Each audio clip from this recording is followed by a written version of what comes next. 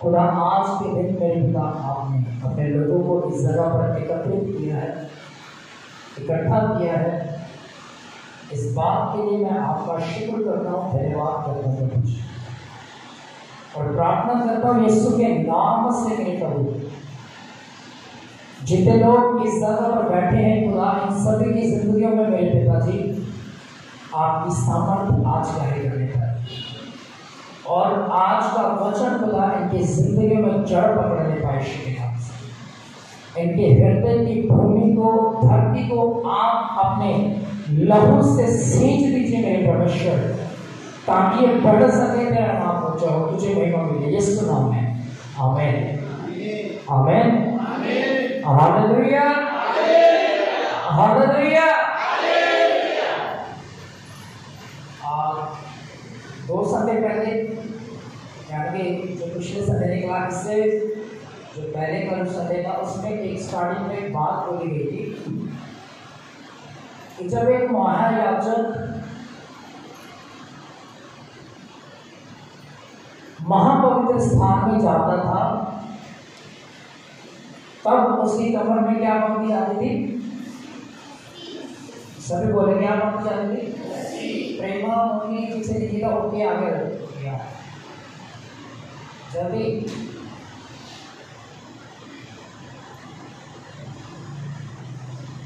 इधर लाइन बता दो।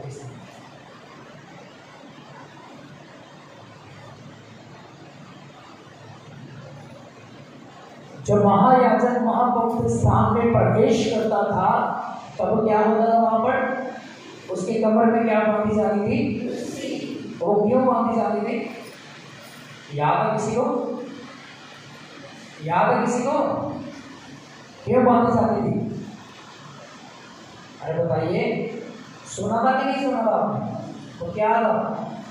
क्यों बांधी जाती? मकसद क्या था उस रस्सी के बांधने का उनकी कमर में?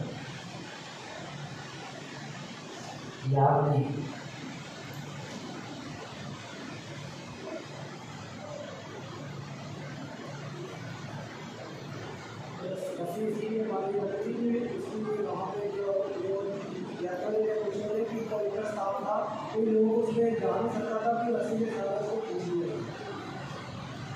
सुना आपने?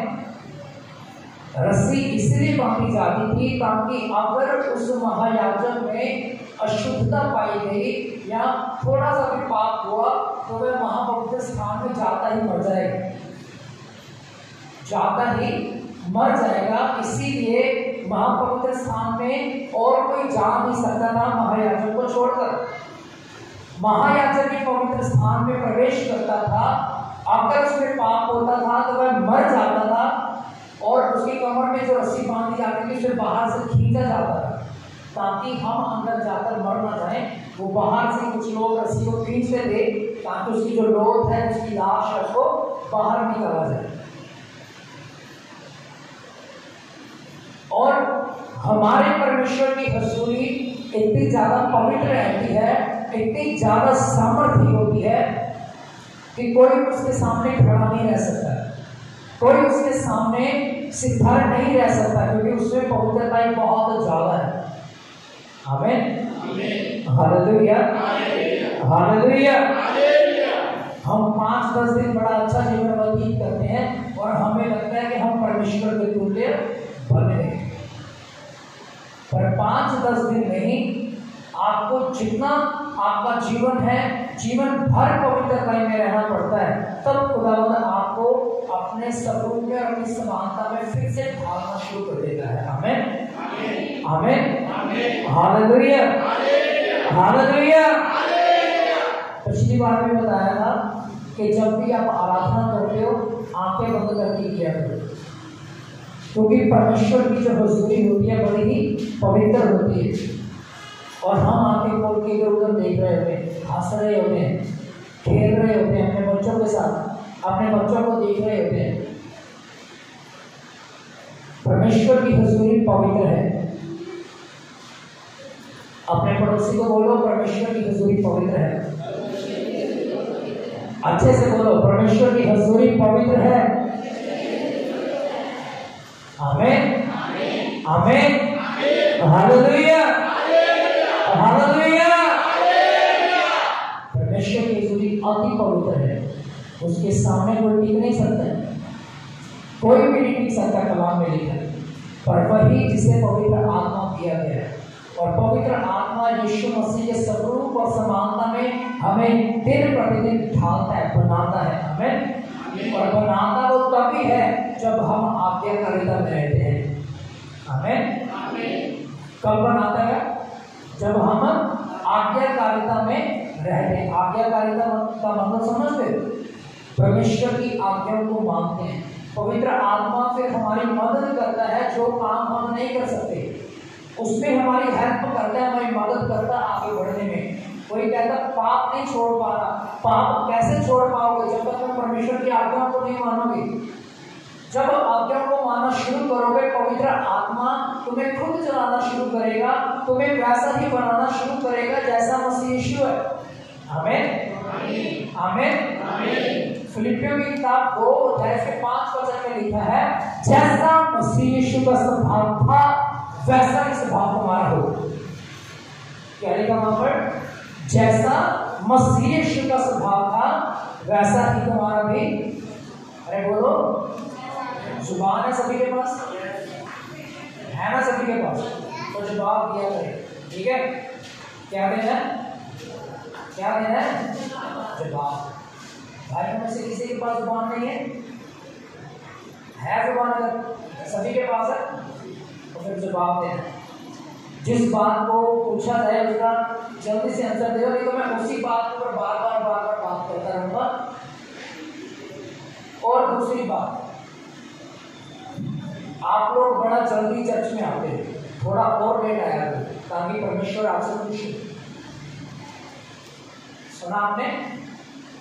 आप लोग बड़ा जल्दी चर्च में आ जाते हो, थोड़ा सा लेट आया करो ताकि परमेश्वर आपको आशीष दे सके। समझे? थोड़ा और लेट आया करो। अगर कोई 11 बजे आ रहा है तो 11:30 12 बजे के बाद आइए, आराम से उठिए, काम धंधा करके फिर आइए, नहीं तो आइए ना चर्च में ही आइए। अगर लेट आना तो चर्च में आइए, सीधी बात है। अगर परमेश्वर की हजूरी में आना है तो बंदा बन के आओ, ऐसे ना आना है आओ, नहीं आना है ना आओ, तो अपने घर में बैठो, चाहे चाचे के घर में जाओ, मामे के जाओ, ताए के जाओ, फूफा के घर में जाओ, बुआ के घर में जाओ, मामा के घर में जाओ, कोई दिक्कत नहीं, चर्च में ना आओ। लेट आना है तो मत आइए।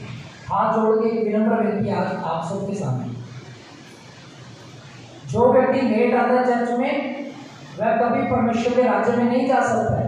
5 वो कुंवारियां जो मूर्ख थी, वो स्वर्ग का द्वार खटखटाती रही कि हमारे द्वार खोल। क्यों खोलेगा वो द्वार? Hallelujah, hallelujah. क्यों खोलेगा वो आपके लिए द्वार? क्यों खोलेगा आपके लिए बरकतों का दरवाजा? क्यों खोलेगा आपके लिए आशीषों का मार्ग? आप आते समय पर प्रार्थना करते हो, बाइबल पढ़ते हो, नहीं पढ़ते। प्रार्थना करते हो, जब पूछा जाए तो वहाँ आप शुरू किए 5 मिनट से शुरू की। कितने दिनों का बोल रहा है जवानों को? आज से 3 हफ्ते पहले बोला था मैंने, दिल्ली जाने से पहले बोला था। अगर मैं आज पूछूं कितने घंटे प्रार्थना करें, 10 मिनट ही कर रहे हैं।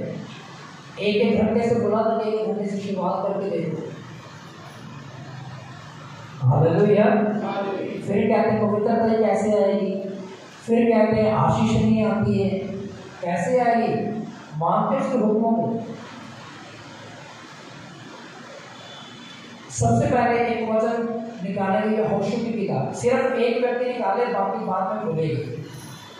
यहोशू की किताब उसका 1 अध्याय और उसका 1 वचन में आपके लिए पढ़ूंगा। सभी मेरी तरफ देखिए, कोई नीचे ना देखे, कोई नीचे ना देखे, कोई भी नीचे ना देखे, सब मेरी तरफ देखिए। आपके लिए पढ़ूंगा, ध्यान से सुनिएगा। वचन मेरा ये नहीं है, पर जो आत्मा ने मुझे अगुवाई किया मैं उसी चीज को बोल रहा हूँ।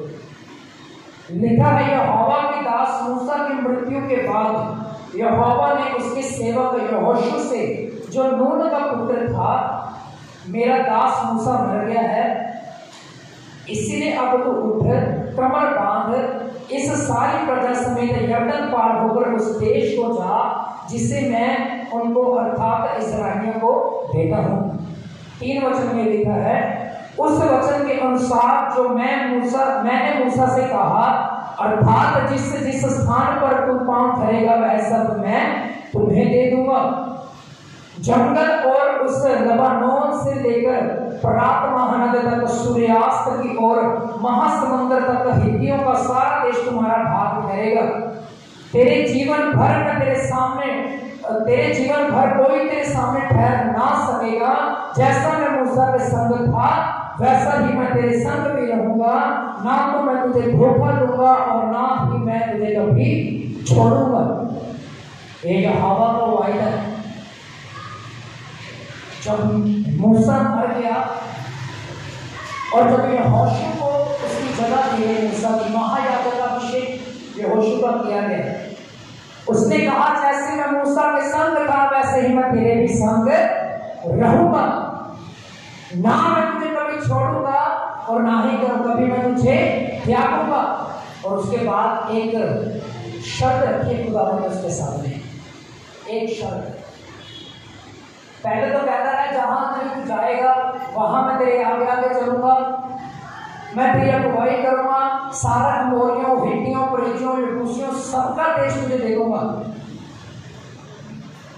और कहता मैं तुझे कभी त्यागूंगा नहीं, मैं कभी तुझे छोड़ूंगा नहीं। मार्ग में, आंधियों में, तूफानों में, बयाबानों में, खुले मैदानों में, आधी रात को, दिन की दोपहर में मैं तेरे संग रहूंगा हर समय। और उसके बाद एक शर्त खुदावंद ने रखी, एक शर्त खुदा ने यहोशू के सामने रखी। और वो पता क्या था? पढ़ूंगा, लिखा है 8 वचन। आप देख सकते बंद कर ऐसे बोलिए। 8 वचन में सुनिएगा ध्यान से। लिखा, व्यवस्था की यह पुस्तक तेरे चित्त से कभी ना उतरने पाए, इसी में दिन रात ध्यान दिए रहना, इसीलिए कि तू जो कुछ उसमें लिखा है उसके अनुसार करने में तू चौकसी करे, क्योंकि ऐसा ही करने से तेरे सब काम सफल होंगे, तू प्रभावशाली होगा। सुना आपने? सभी ने सुना?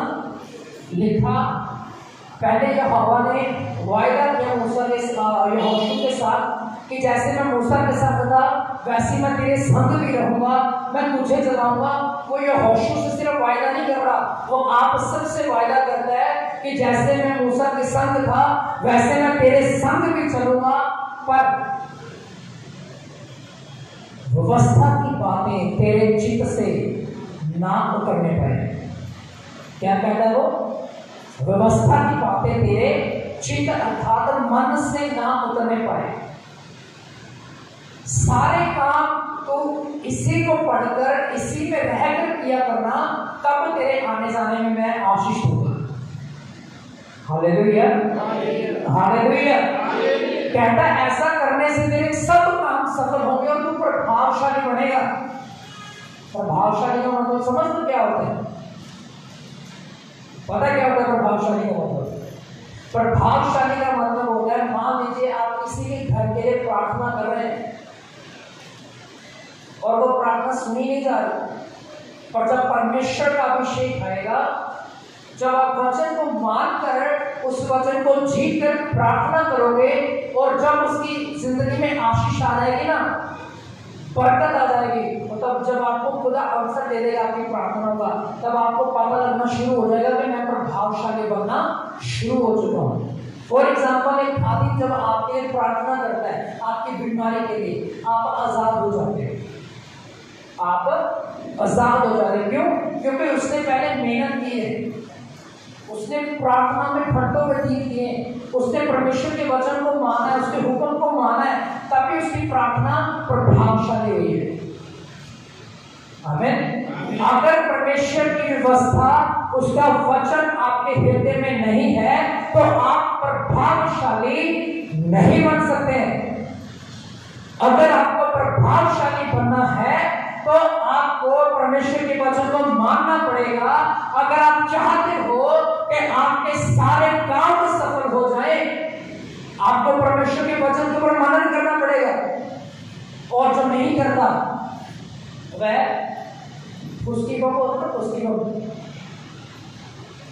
देखा कभी किसी ने पटाखा चलाया हो करके बंद हो गया, देखा तो होगा कभी, और चलाया नाली बंद हो गया। ऐसे होते जिंदगी में परमेश्वर का वचन ही ना होता, सामर्थ नहीं होती, बस उसकी बम की तरह ही होते हैं, थोड़ी सी आगे निकली करके बंद हो गई। पर एक होता है ऐसा व्यक्ति जिसकी जिंदगी में परमेश्वर का वचन है, जिसके जीवन में परमेश्वर की सामर्थ है, वह उस बम की तरह रहता है जो पूरा मोहल्ला गुंजान उठता है। हालेलुया, पूरे मोहल्ले तक उसकी आवाज जाती है। अब मैं एक छोटा सा उदाहरण देता हूँ। जब हम हमारे स्कूल में पढ़ते थे, दिवाली का समय आने वाला था, 8 साढ़े 8 बजे के आसपास हमारा स्कूल लगता था। ध्यान से सुनना, मैं ना 2 बम लेकर गया वहां पे, 2 बम लेकर गया। एक होगा मुट्ठी बम, और मैंने ऐसे चला के फेंका करके बंद हो गया। मेरे क्लास के लड़के थे 10-12, स्कूल में रखे जहाँ टीचर का स्टाफ का रूम होता है ना, उसी के बाहर रखे चला रहे, शरारतें कर रहे थे। कैमरे लगे तो हमें कोई परवाह नहीं थी, आती जाए टीचर, हमें कोई डर नहीं किसी का, हम ऐसे बोलते थे। और जब पहले मैंने मुर्गी चला के ऐसे स्टाफ रूम के अंदर फेंका जहाँ टीचर बैठते थे, उस समय टीचर कोई था नहीं, क्योंकि टीचर धीरे धीरे आ रहे थे, 9 बजे तक आते थे, सारे बच्चे 8:30 बजे तक पहुँच जाते थे स्कूल में। तो मैंने ऐसे करके फेंका करके बंद हो गया। और मैं ना एक आलू बम भी लेके गया था प्लास्टिक का, और मैंने जला के, मेरे को लगा ये भी ऐसे ही होगा, पहला भी ऐसे नहीं होगा, ये भी ऐसे ही होगा, तो मैंने जला के अंदर फेंक दिया, सोफे के पीछे घुस गया, और जब फटा उसने वो सोफे फाड़ दिया सारा। उसने वो जहाँ टीचर बैठते थे वो सारा सोफे फट गया। तो बाद में कैमरे के अंदर वायरल कौन था, शक्ल तो मेरी आई नहीं, क्योंकि कैमरा पीछे की तरफ लगा था, और हम ऐसे करके भाग गए। और मैं अकेला ही था वहाँ पर जो दूरी करके आता, और लड़के वो किस को पकड़ते। तो कहने का मतलब ये है कि अगर आपकी जिंदगी में ताकत थी ना परमेश्वर की, आप उस मुर्गी बम की तरह जो करके बच के बंद हो जाता ना उसकी तरह। पर अगर खुदावंद आपका आपके अंदर उसका अभिषेक है, उसकी सामर्थ आपके अंदर है, तो आप परास्त करोगे, शैतान की सारी गिरदें टूट जाएंगी। Hallelujah, hallelujah. देखिए मैं इतना ऊंचा बोल नहीं सकता क्योंकि मेरा गला मेरा साथ नहीं देता, क्योंकि यहाँ पे गाया भी है और बोलना भी है। तकरीबन आधा घंटा मुझे बोलना है, और क्योंकि समय हमारे पास बहुत है, 40 मिनट अब हमारे पास है, पर मैं कोशिश करूंगा 20 से 25 मिनट यूं ज़्यादा है। मैं इसीलिए बार बार कहता हूं कि डिसिप्लिन में रहना सीखो। चर्च में आप जब आते हो तो समय पर आओ, आकर तो आगे बढ़ना है, आकर तो ऐसे जीवन जीना है कि आगे चले गए, कुछ लेके नहीं जाना खुदा से। तो मेरे हाथ जोड़ के ये विनम्र विनती, आप 1 बजे भी आ सकते हैं, मुझे कोई दिक्कत नहीं। पर अगर आप कुछ लेना चाहते हो ना तो समय पर आना सीखो। कोई कहता मेरी आंखें नहीं खुलती, फैक्ट्री जाने के समय मेरी आंखें दमें खुल जाती है। जब पता है 400-500 की दिहाड़ी पड़नी है तब तो आंखें खुल जाती है। कोई कहता संडे का दिन होता है आराम से सोने को, अरे संडे का दिन नहीं होता जब चर्च में आते हो। एक ही दिन तो खुदा मांगता है, 1 बजे के बाद 2 बजे के बाद फ्री होके जाकर सो, घूमो फिरो, ऐश करो, कोई दिक्कत नहीं। पर जो 3-4 घंटे तो खुदा की हजूरी में बिताने, वो तो ईमानदारी से दे दो। अगर कुछ लेना है खुदा से तो ईमानदारी को दिखाओ। हालेलुया, सोने वाले बोलेंगे हालेलुया, जागने वाले बोलेंगे हालेलुया, धीमी आवाज में बोलेंगे हालेलुया, दोनों हाथों को नीचे करके बोलेंगे हालेलुया, दोनों हाथों को नीचे करके बोलेंगे हालेलुया। 2 हाथ हैं सभी के पास, कोई तो ऐसे ऐसे करेंगे, ऐसे आपका हाथ ऊंचा खड़ा होना चाहिए। Hallelujah, hallelujah. मैं इस बार आप ही बोलेंगे, मैं सिर्फ 3 गिनूंगा, 3 गिनने पर आप बोलोगे। जितना आप में जोर है, दीवारें गिरा दो, कैमरा गिरा दो, सब कुछ गिरा दो अपने पास। 3 गिनूंगा, 1 2 3। ये तो इधर इधर तक ही पहुंची, ज़्यादा दूर नहीं। फिर से 3 गिनूंगा, 1 2 3। आमीन आमीन। आपकी आवाज शेर से बुलंद होनी चाहिए। आमीन आमीन। चलिए आज हम अपने वचन की तरफ बढ़ते हैं। निकालेंगे जकरिया की किताब। बहुत सारे लोगों ने तो पहली बार सुना था, जिंदगी में पहली बार।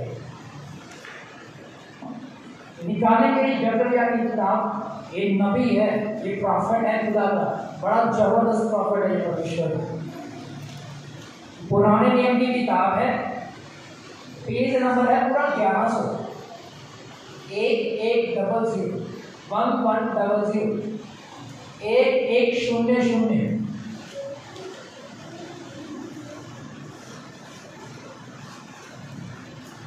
मिलेगा सभी को? जकरिया की किताब जो नॉर्मल बाइबल है उसका पेज नंबर है 1100, पूरा 1100। आई तेरी बाइबल है आई घर पे क्या कर रही? घर पे क्या कर रही? यहाँ पे क्या करने आए? चिन्हो भाई आपकी बाइबल तो आप नहीं रहेंगे वहाँ पे। इधर कितनों के पास बाइबल है? सभी बाइबल है? बाइबल हम हाथ में जान दो। मैं नहीं कर सकता, पंखा चल रहा है, आपको करना पड़ेगा। आओ अच्छा मुझे दिखा। आपकी बाइबल आपको तो दिया ना बाइबल से, तो कहाँ है बाइबल? अगली बार अपनी बाइबल के साथ आइए। चलिए राशन कार्ड कितनों के बने हुए हैं? बने राशन कार्ड? वो ऐसे बन गए थे, आपका प्रूफ देखा गया पहले, आइडेंटिटी कार्ड आपका, आधार कार्ड से बोलते हैं, तब बने हैं। एक बात याद रखो,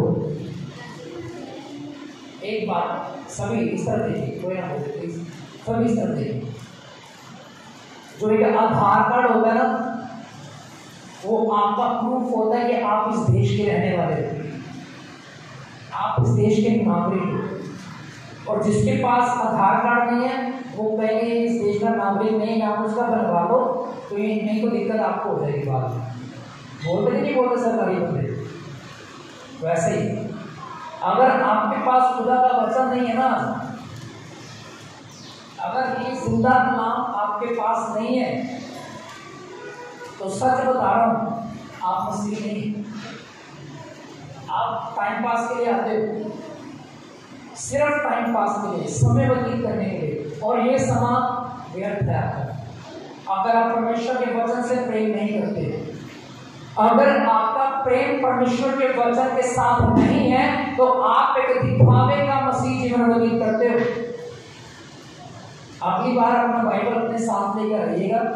कोई भी है, बच्चे हैं हमारे पास, छोटी बाइबल भी है, जो नहीं पढ़ पाते हैं वो प्रार्थना करना शुरू करें बाइबल के ऊपर हाथ रख के कि परमेश्वर मैं पढ़ना चाहता हूँ, वचन को सीखना चाहता हूँ, तो मुझे बता, मुझे समझा।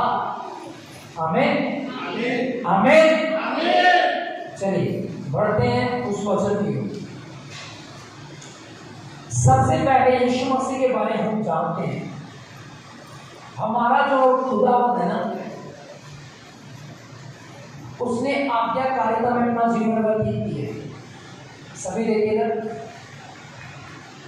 परमेश्वर ने अर्थात यीशु ने आज्ञाकारिता में रहकर अपना जीवन व्यतीत किया। उसने अनाज्ञाकारी नहीं किया, अनाज्ञाकारी नहीं किया। जो आज्ञा परमेश्वर ने उसे देकर इस पृथ्वी के ऊपर भेजा था, उसने वो आज्ञा पूरी की। यीशु मसीह क्या करने के लिए आया था इस पृथ्वी के ऊपर? यीशु मसीह खोए हुओं को ढूंढने, अर्थात जो उसके बेटे और बेटियां था, उसकी जो संतानें थी जो उससे पिछड़ गई थी आदम की वाटिका में, आदम की वाटिका में जो दूरी पैदा होती थी उनमें, वो आदम की वाटिका में फिर से लेने के लिए आया। वो आदम की वाटिका में हमें फिर से पहुंचाने के लिए आया है। आमीन। समझ आया एक बात? दूसरी बात, पहली बात खोए हुओं को वो ढूंढने के लिए आया, दूसरी बात हमारे पापों का उद्धार कराने के लिए आया। उद्धार का मतलब समझते क्या होता है? हमें हमारे पापों से मुक्ति दिलाने के लिए आया। आप अपने पाप से खुद आजाद नहीं हो सकते जब तक आप माफी ना मांगो परमेश्वर से। तब तक आपको स्वर्ग के राज्य की टिकट नहीं मिल सकती है। कनाडा में जाने के लिए ना आपको एयरपोर्ट में जाना पड़ता है, दिल्ली के या अमृतसर, और वहां पर जाके आपको अपना पासपोर्ट शो करना पड़ता है। शो करके सारे प्रूफ आपकी इमिग्रेशन वाले चेक करेंगे, फिर आपको प्लेन में बैठने की इजाजत मिलेगी, फिर प्लेन उड़ेगा, फिर लैंड होगा, आप कनाडा या इंग्लैंड या किसी भी कंट्री में पहुंच सकोगे। बिना प्रूफ, बिना पासपोर्ट आप स्वर्ग में नहीं जा सकते। वो पासपोर्ट पवित्र आत्मा की छाप होनी चाहिए आपकी आत्मा, और जिसकी आत्मा के ऊपर पवित्र आत्मा की छाप नहीं, उस राज्य में प्रवेश नहीं कर सकता, वो उस राज्य में जाकर बैठ नहीं सकता, उस राज्य में परमेश्वर के साथ राज नहीं कर सकता। हालेलुया। इसीलिए मैंने बोला कि यीशु मसीह पहले खोए हुओं को उद्धार करने, खोए हुओं को ढूंढने आया, पापियों का उद्धार करने के लिए आया। आमीन, आमीन, हालेलुया। वो अपने जीवन भर आज्ञाकारिता में जिया, उसने अपने पिता की हर एक आज्ञा को पूरा किया। एक जो सबसे महान आज्ञा थी सूली पर चढ़ जाने की, उसमें वो आकर थोड़ा सा घबरा गया क्योंकि नहीं था, और वो घबराया पता क्यों? क्योंकि उसको उसके पिता से अलग होना पड़ना था। आपने सुना होगा यीशु मसीह का शब्द, जब वो कलवरी के क्रूस के ऊपर था, उसने कहा, हे मेरे पिता, तूने मुझे क्यों छोड़ दिया? क्या कहा यीशु ने? हे मेरे पिता, तूने मुझे, सब बोले क्यों? जब तक परमेश्वर यीशु को ना छोड़ता, यीशु मसीह का आत्मा उसकी देह से नहीं निकल सकता। परमेश्वर इसी कारण उस गल समझने की बात में मैं रो रहा है कि मुझे तेरे से अलग होना पड़ेगा, अब मुझे तेरे से जुदाई को सहना पड़ेगा, अगले 12 घंटे मुझे तेरे से अलग रहना पड़ेगा। यीशु मसीह की आदत थी कि वह हमेशा अपने पिता के साथ जुड़ा रहता था। इसीलिए तो बड़े बड़े काम उसके द्वारा हुए, इसीलिए तो सामान के काम उसके द्वारा हुए। पर हम कहते हैं घंटा प्रार्थना कर लिया बहुत है, अरे भाई आधा घंटा बाइबल पढ़ ली बहुत है। सोचते कि नहीं सोचते? अरे बोलिए, सोचते कि नहीं सोचते? आज मैं बड़ा थका हूँ। कलाम में लिखा यीशु मसीह पूरा दिन प्रचार करता था, और रात के समय में, सांझ के समय में उसने भीड़ को विदा किया। उसने ये नहीं कहा, पिता आज मैं बड़ा थक गया, मैं तो स्वर्ग से उतरी हुई रोटी हूँ, आज मैं प्रार्थना नहीं करूंगा। उसने भीड़ को विदा किया, अकेला पहाड़ पर प्रार्थना करने के लिए चला गया, क्योंकि उसको पता था वो कुछ भी नहीं है बिना प्रार्थना के। पर एक आज का मसीह व्यक्ति कहता मैं सब कुछ कर सकता हूँ बिना प्रार्थना के, आप नहीं कर सकते।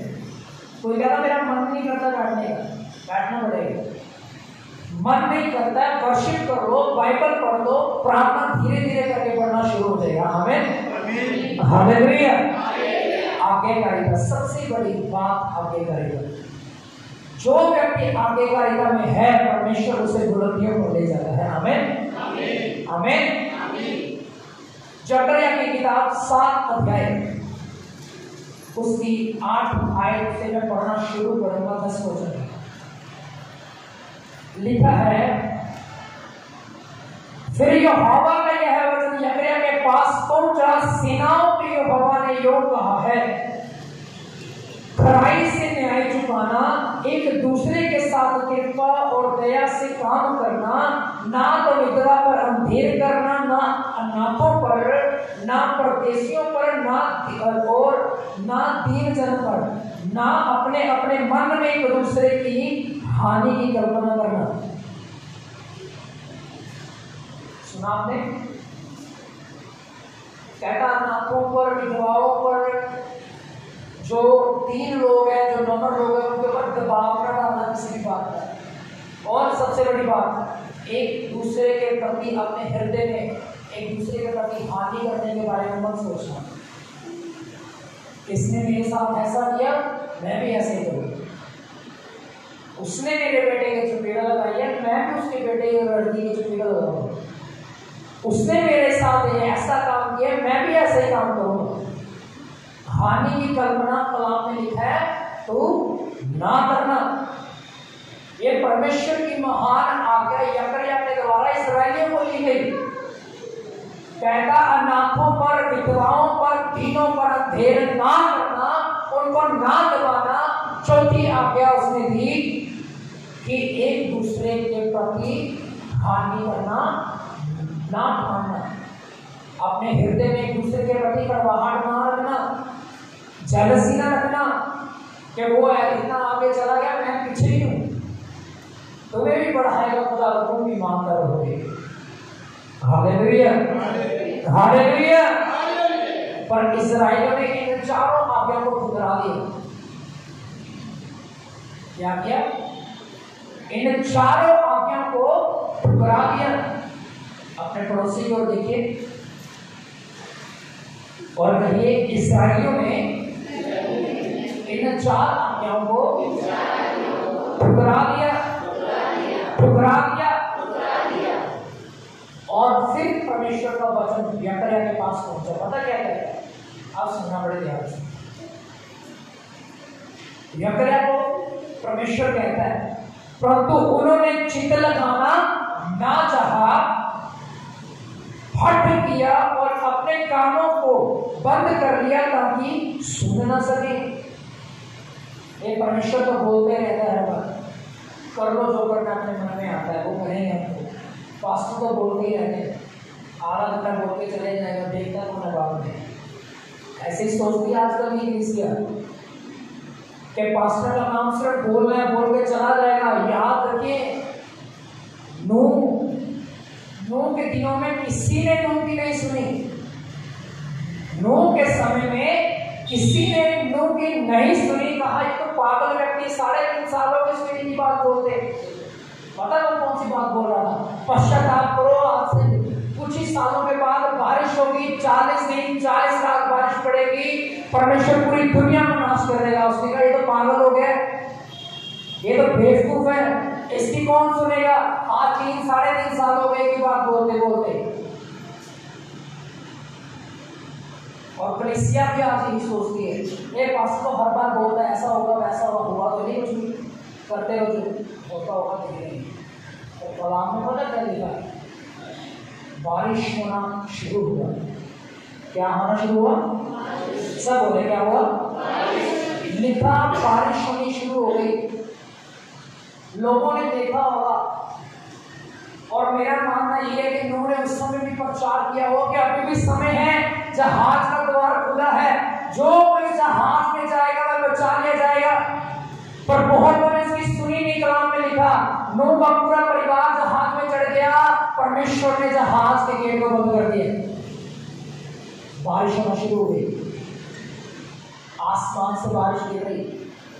खिड़की खोल के अभी भी कह रहा होगा अभी भी आना है तो आ जाओ, कुछ नहीं बिगड़ा। और कहते ये कौन सा इस साल की हुई, हर साल बारिश होती है, पर उनको नहीं पता था ये बारिश उनको बहा कर ले जाएगी, ये बारिश इस दुनिया का अंत होगी।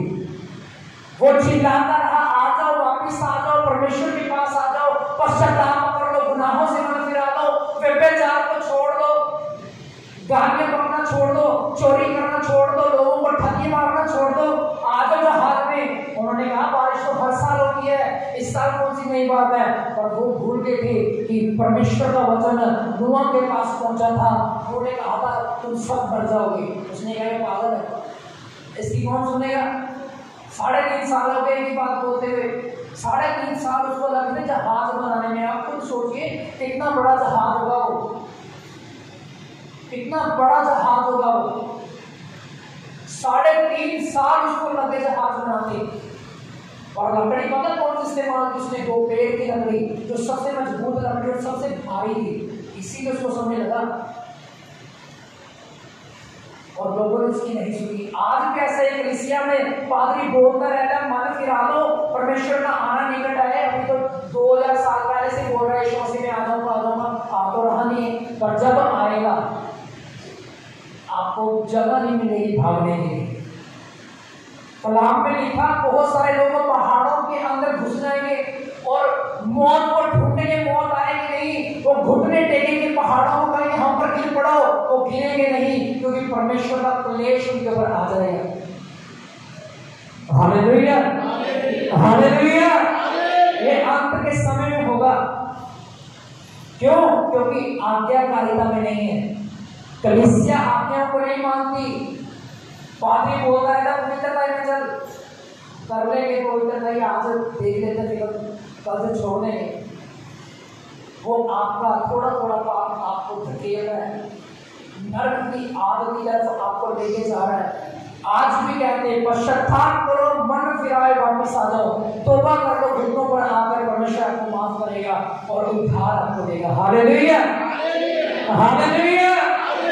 लिखा है यिर्मयाह की 7:11 में, परंतु उन्होंने जितना लगाना चाहा हठ किया और अपने कानों को बंद कर लिया ताकि सुन न सके, वरन उन्होंने अपने हृदय को इसलिए पत्थर सा बना लिया कि वे उस व्यवस्था और वचनों को ना मान सके जिन्हें सेनाओं के यहोवा ने उन्हें अपने आत्मा के द्वारा पूर्व काल के भविष्यवक्ताओं से गला भेजा था। इस कारण सेनाओं के यहोवा की ओर से उन पर बड़ा क्रोध भड़का।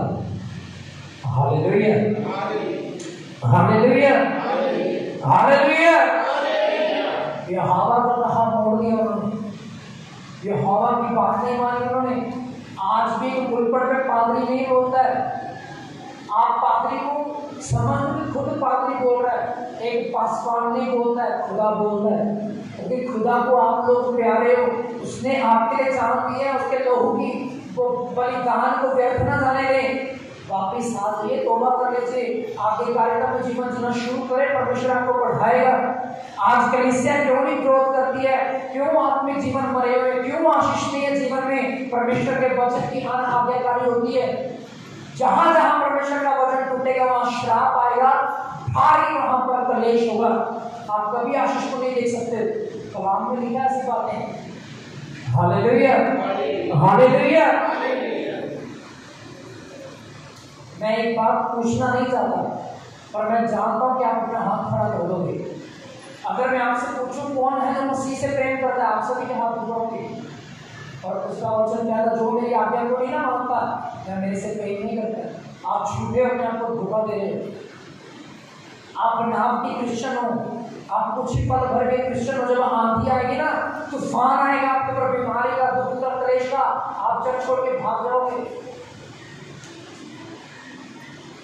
पर कलाम में लिखा, यीशु मसीह ने कहा, जो भी मेरा मांस मेरा लहू खाता, मेरा मांस खाता, मेरा लहू पीता, उसमें अनंत जीवन है। लिखा, हजारों की भीड़ उसके चारों ओर खड़ी थी, सारे छोड़कर भाग गए। यीशु ने अपने चेलों को कहा, जाओ, तुम भी मुझे छोड़कर जाना चाहते हो, भाग जाओ।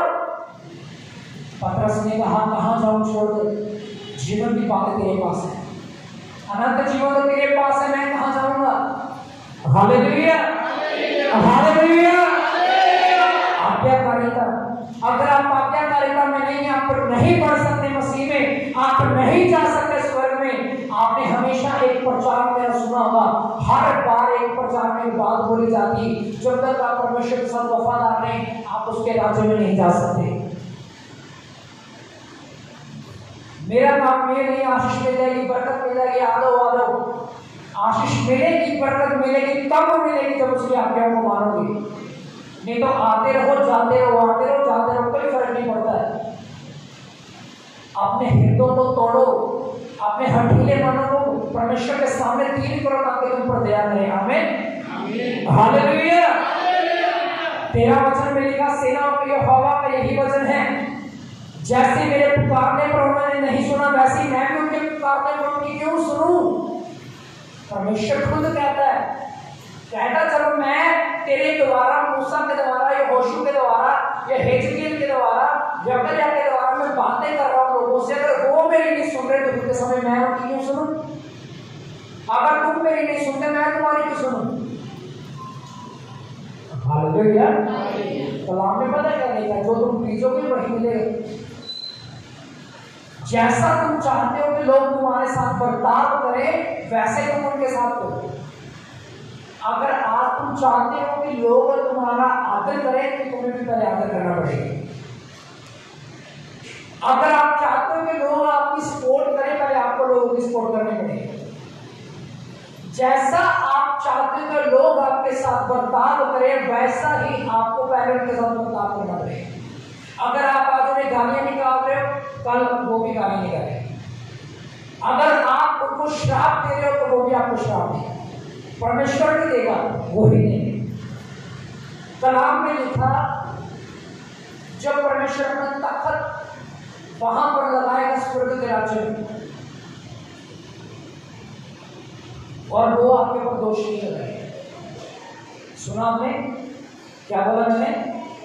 जब परमेश्वर अपना तख्त लगाएगा तब मैं आप पर दोष नहीं लगाएगा। तो कौन है वो जो आप पर दोष लगाएगा? कौन है जो पापी को पापी करार करेगा, बताएगा कि ये पापी है? पता कौन? आपके काम। मूसा के सामने एक बड़ी सिचुएशन खड़ी होगी। एक बार क्या हुआ, इस्राएलियों ने परमेश्वर के विरुद्ध पाप कर दिया और इस्राएलियों के लिए मूसा का इतना ज्यादा बोझ था, वो परमेश्वर के सामने जाकर सीना तान के खड़ा हो गया। यहाँ तो कहता मुझे मार दे, जीवन की पुस्तक में से मेरा नाम काट दे, या तो इस्राएलियों को क्षमा कर दे। कहता या तो मुझे मार दे, मेरा नाम जीवन की पुस्तक में से निकाल दे, या तो इस्राएलियों को क्षमा कर दे। परमेश्वर ने बोला मैं इस्राएलियों को क्षमा कर देगा। परमेश्वर ने क्षमा कर दिया। जीवन की पुस्तक, जीवन की पुस्तक प्रकाशित वाक्य में लिखा जब खुदा अपना तख्त लगाएगा वह न्याय करेगा। जिसका नाम जीवन की पुस्तक में ना मिला वह नरक में डाल दिया जाएगा। वह उस झील में डाल दिया जाएगा जहां रोना और दांतों का पीसना होगा। जिसका नाम जीवन की पुस्तक में ना पाया गया वो नरक में मिलेगा। यहां पर सभी से बोलता हूं, अगर आप में से किसी का नाम जीवन की पुस्तक में ना पाया गया वो नरक में मिलेगा। और जीवन की पुस्तक एक्चुअल में है क्या? जीवन की पुस्तक वो पुस्तक है जहां आपका एक एक काम लिखा गया है। प्रकाशित वाक्य पढ़कर देखिए, आपका एक एक काम आपने क्या किया, कब किया, क्यों किया, किसके साथ किया और कहां किया, एक एक चीज बताई गई है उसमें कि परमेश्वर आपके कामों के द्वारा आपको दोषी ठहराएगा। एक्चुअल में परमेश्वर नहीं ठहराएगा, आपके काम ही आपको दोषी ठहराएंगे और आपको नरक की आग में जाना पड़ सकता है।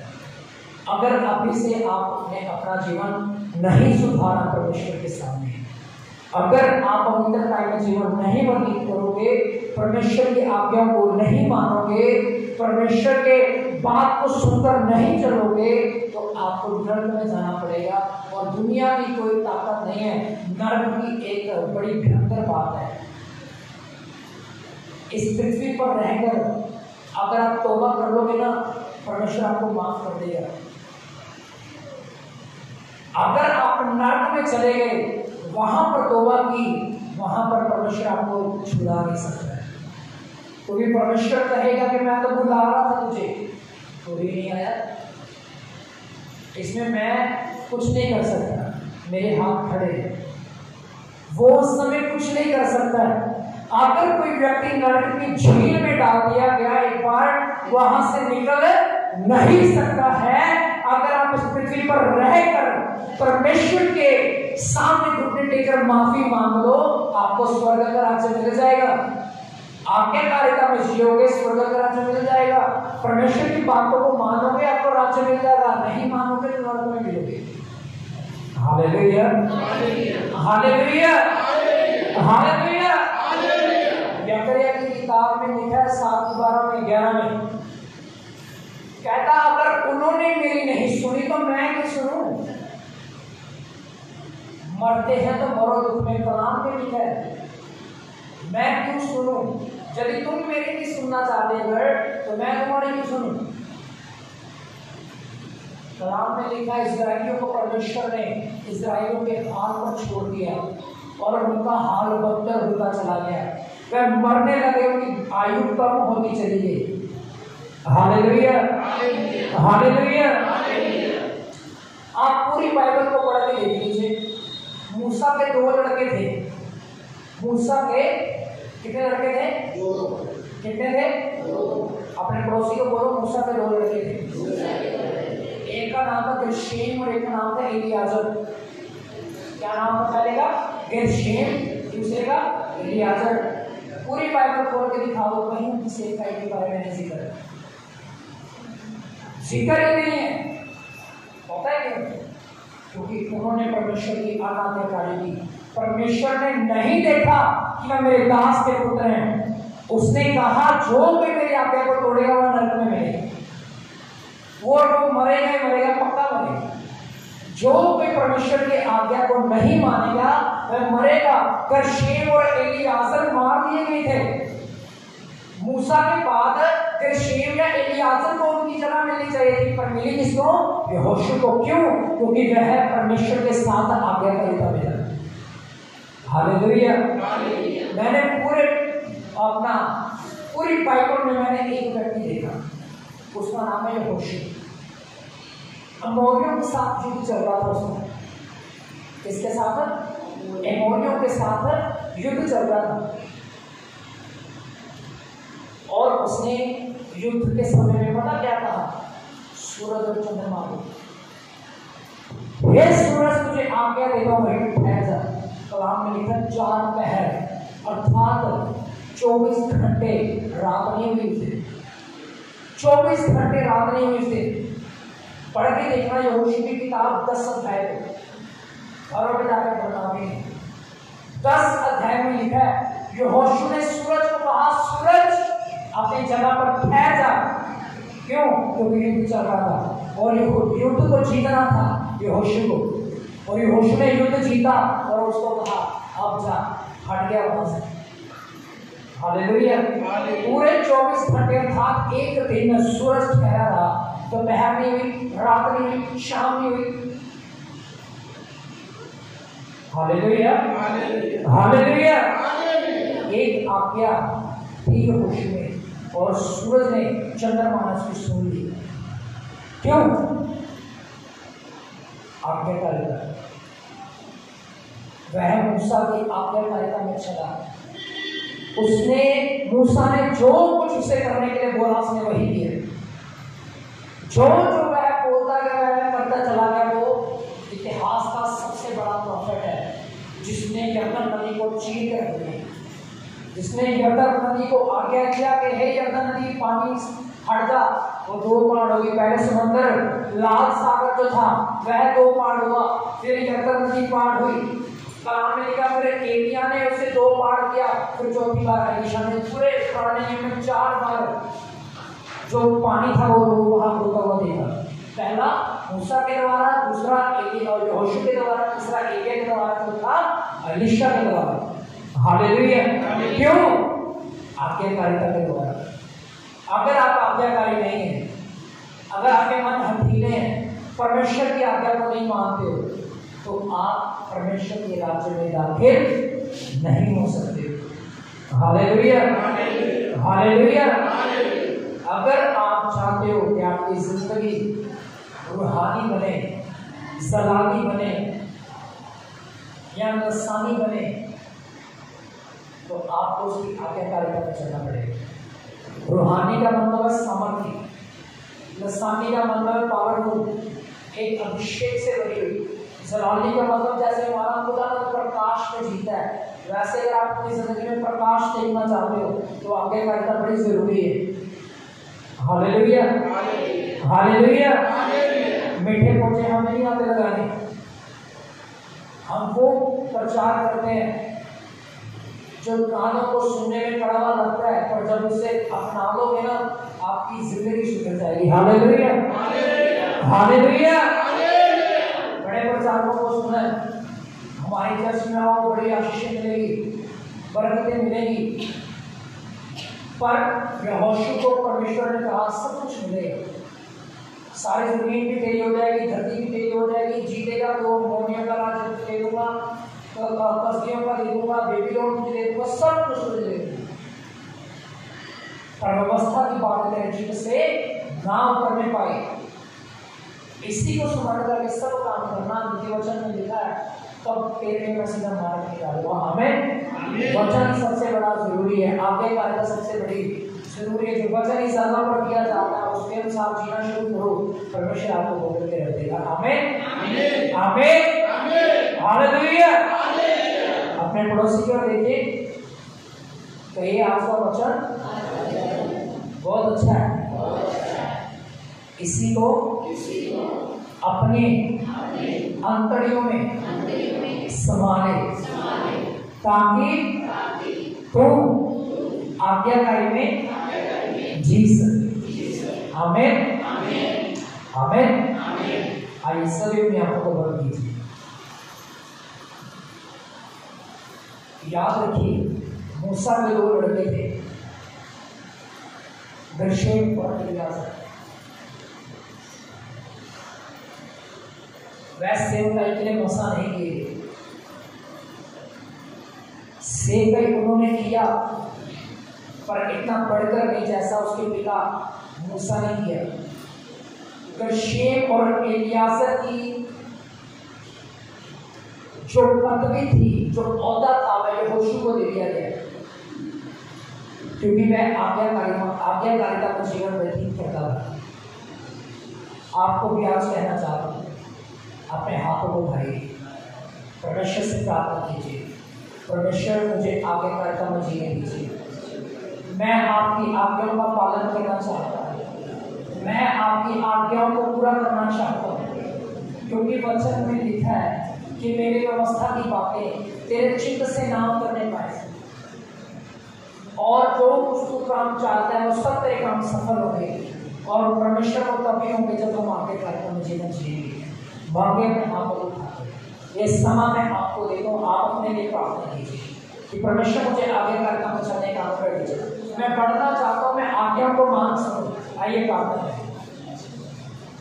ऊंची आवाज से प्रार्थना करें। ऐसे नहीं, ऐसे नहीं, क्योंकि कलाम में लिखा है भजन संहिता 81:10 में, तू अपने मुंह को पसार, अपने मुंह को खोल, मैं तेरे मुंह को भर दूंगा। अपने मुंह को खोलो तभी वो आपको वैसा बनाएगा जैसा आप चाहते हो। खोलो खोलो अपने मुंह को ऊंची आवाज से, और ऊंची आवाज से प्रार्थना में चले।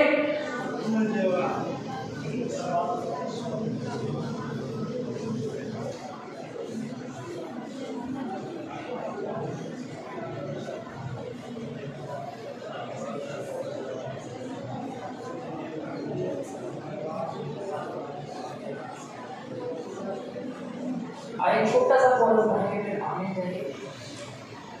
ऐसा दे विश्वास यीशु जी सामने, ऐसा दे विश्वास, ऐसा दे विश्वास प्रभु जी सामने, ऐसा दे विश्वास होके तेरे दास, होके तेरे दास उठ जाइए ऐसा दे विश्वास प्रभु जी सामने, ऐसा दे विश्वास, ऐसा दे विश्वास प्रभु जी सामने, ऐसा दे विश्वास होके तेरे दास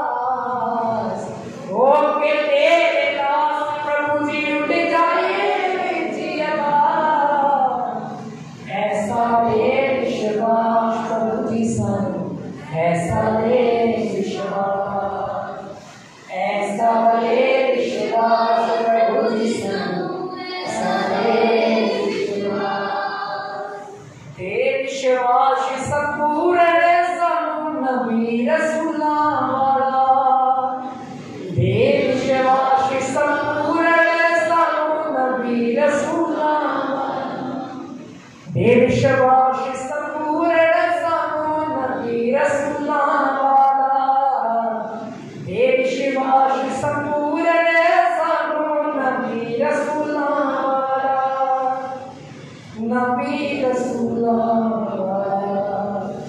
होके तेरेगा,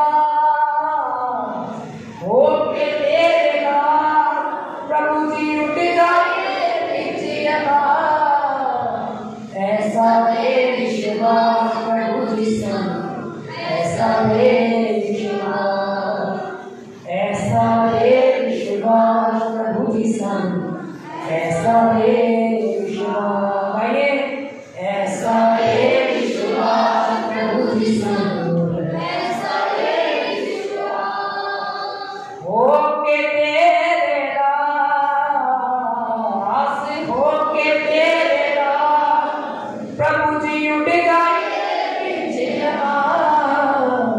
ऐसा रे विश्वास प्रभु जी संग, ऐसा रे विश्वास, ऐसा रे विश्वास प्रभु जी संग, ऐसा रे विश्वास। खुदावंद सचमुच में धन्यवाद देने के बाद ऐसे विश्वास को मेरे प्रभु जी आप इन लोगों में भर दीजिए मेरे पिता, ताकि जब आपका आगमन हो ये हवा में उड़ जाएंगे और तेरे साथ, और तेरे साथ तेरे राज्य में वारिस होने पाए, सिंहासनों पर बैठे पाए।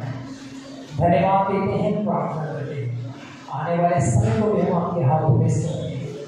प्रभु जी प्रार्थना करते हैं आज के वचन के द्वारा अपने लोगों से बातें हुए, धन्यवाद महिमा आपको देते हैं, यीशु नाम में दुआ को मांगते जाते हैं, आमीन आमीन। धीमी आवाज में बोलेंगे आमीन, और धीमा बोलेंगे आमीन, और धीमा बोलेंगे आमीन। Hallelujah hallelujah. अब समय है कि हम अपनी भेंट को, अपनी ऑफरिंग को ऑफरिंग बॉक्स में लेके आए। कलाम में लिखा है जो जैसा बीजता है वैसा ही काटता है। आप जैसा चाहते हो कि आप बीजना चाहते हो और सॉरी जैसा आप काटना चाहते हो वैसा बीज दीजिए, ताकि परमेश्वर आपको वैसे फल दे। आमीन आमीन। आइए एक छोटी सी प्रार्थना में चलते हैं, इस भेंट के लिए प्रार्थना करते हैं। सर्वशक्तिमान जीवित खुदावंद धन्यवाद देते हैं जिन्होंने